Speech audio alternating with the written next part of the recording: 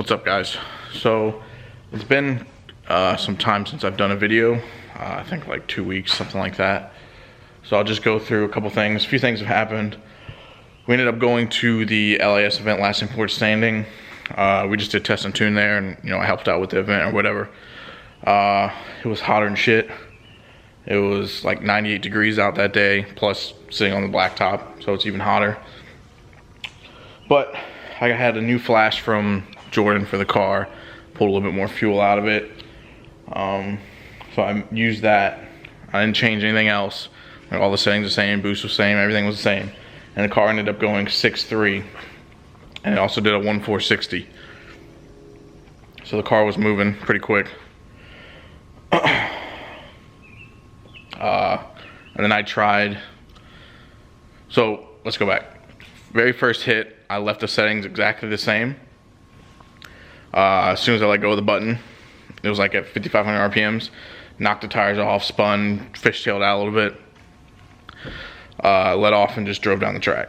Parked the car for a little bit, changed the tune some. I think I pulled, I think I dropped it by like 400, 500 RPM on the launch. Went back up after the car cooled down a little bit, made that second hit, excuse me, and that's when I went to 6.3.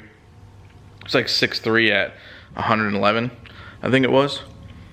So it was hot, like I said. So I took the car back, let it cool off again. And I think next hit I upped the RPM a little bit, and then same thing. It went literally the exact same time.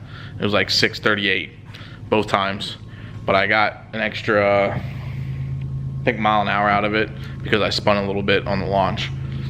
But another quick thing to note is I actually took off the spoiler on the car to see like what it would end up mile an houring without the spoiler on there. So just as a comparison, when I went to Richmond Dragway and I ran the 9.9, the 8th mile per hour was like 108 or 109.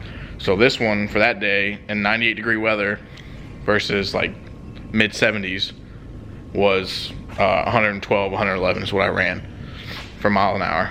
So obviously it has some sort of effect on it. I want to do like a back-to-back same day. I still have the spoiler. It's off in the corner sitting over there somewhere. There's only like 4 bolts so I can mount it on, just so I can do a back-to-back and see if it actually for sure does affect the mile an hour, which I'm pretty sure it does, but whatever, just to do a quick back-to-back. So that was that weekend, or that day. We ended up going back to the track the next Friday, back to Richmond Dragway, where I ran the 9.9, just because I had the new tune and temperature was a little bit lower. But unfortunately, I unloaded the car and I started messing with some of the settings because I wanted to adjust the boost some when I actually launched. So I turned on the feature, was like boost by time. So I turned down the duty cycle a little bit as soon as I let go of the button.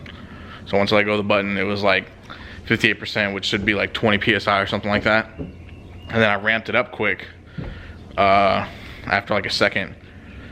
And I think I had it up for like 3 seconds for the boost. So I just kept going up on the duty cycle. So it was higher than what the actual table was, because what I noticed in my logs, I let go of the button, the car would make 25, 27 PSI, whatever, all the way through first and second gear. And then when I got in third, it would make like 30. So I was trying to see if those, if it was just the turbo being lazy or like ton of back pressure or whatever it may be, or if I could like combat it with using boost by time and bumping the duty cycle up, not the booty cycle, the duty cycle up, so that I can make more boost at the lower gears versus the high gear. But unfortunately, as soon as I uploaded the tune, put the laptop in the car, was getting ready to drive to the lanes, it just downpoured. So then we had to wait, and they drive the track, and I ended up getting back in the staging lanes, and then I was up front to go next, and then it ended up raining again. So literally I was there from, 6:30 to 10:30 without making a single pass. Complete waste of time, but it is what it is. So I got home and we ended up having like a party, and I had posted the full exhaust for sale for the car because I just wanted to do like a hood exit or fender exit. And someone ended up buying it, so that's gone now. So I did a poll to see what people thought. Should I do hood exit or fender exit? And after the poll, it ended up being like 60 or 70% saying fender exit over hood exit. So that's the plan. I started taking, some of the power stuff out. So I have to clean up a bunch of this stuff over here because this is ultimately where it's gonna go. It's gonna come right out through here and right through there. So I already have all the parts here ready to go. They're all right here. Bunch of 4-inch aluminum piping. It's like 11 gauge, I think it is. There's some V-bands and O2 bungs and all that other kind of stuff in there. So I have to figure out where I'm gonna run all these wires and move the power distribution block. Figure that out. And then we're gonna take it over to MS Fab and get it fabricated up. Hopefully the plan is to get the car done by East Coast Impact. I think it's August 10th. But I'm gonna be gone for a whole week on vacation to Ocean City, just a family vacation. But that's the latest on the car for right now. I'm just gonna go ahead and play the videos from last import standing, the few that I have, just so you can see the car, see it run, I guess. But that's where we're at with the car right now. So I'll check back in with you guys once I get to start getting the wiring figured out and cutting holes in the fenders and all that kind of fun stuff.